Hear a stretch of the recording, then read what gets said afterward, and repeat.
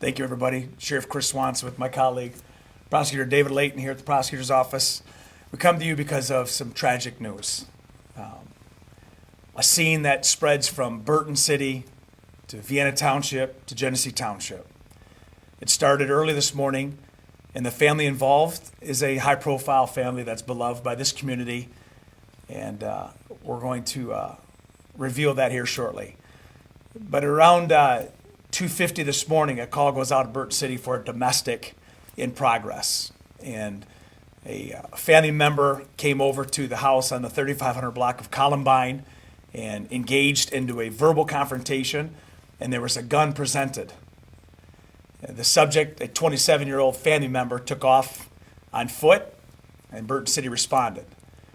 That individual made contact with his birth mother, and sometime between that and shortly after 5 o'clock in the morning today, that mother picked him up and was taking him back to his dad's place, which is a 57-year-old man in Vienna Township on the 9000 block of Neff Road.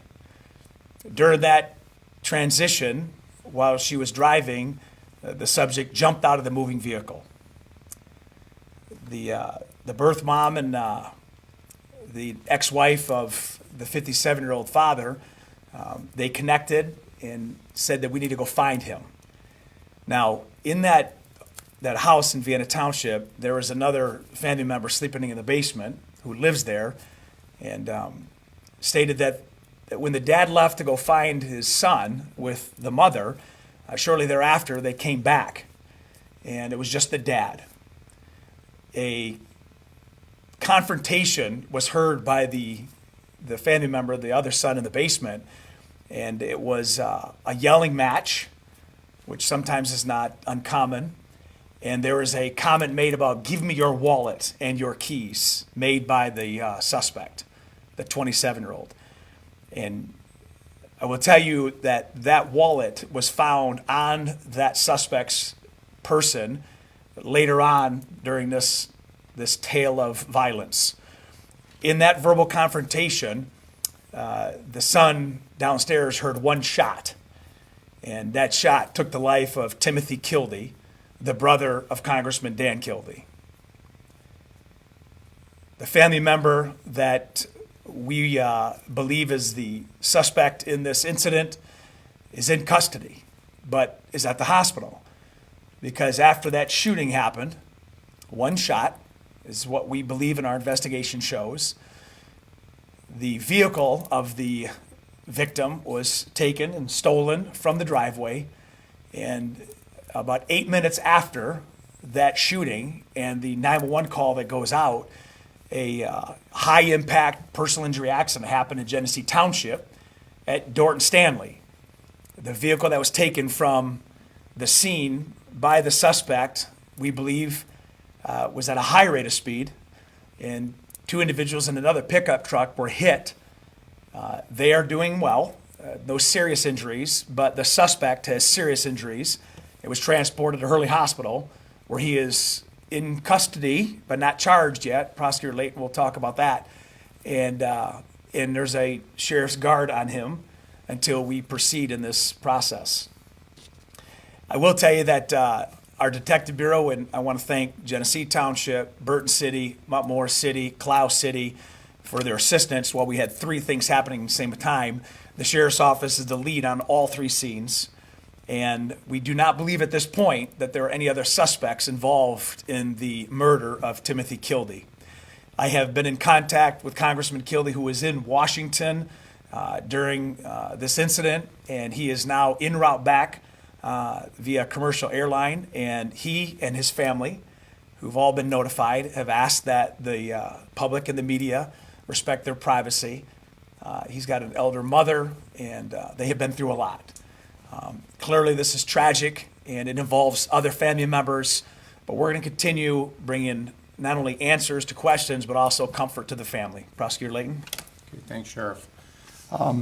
Understanding, everybody, that this is an ongoing investigation, but if we were to apply the law to the facts as we know them presently, we're probably looking at a count of open murder a count of carjacking, a charge of armed robbery, a charge of using a firearm during the commission of a felony, a charge of carrying a concealed weapon, and likely a motor vehicle infraction for the crash.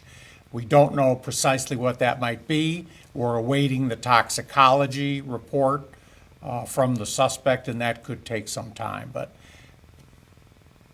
and let me reiterate that things could change as this investigation continues. But based upon what we know to this point in time, those are likely charges that my office is looking at with respect to the suspect.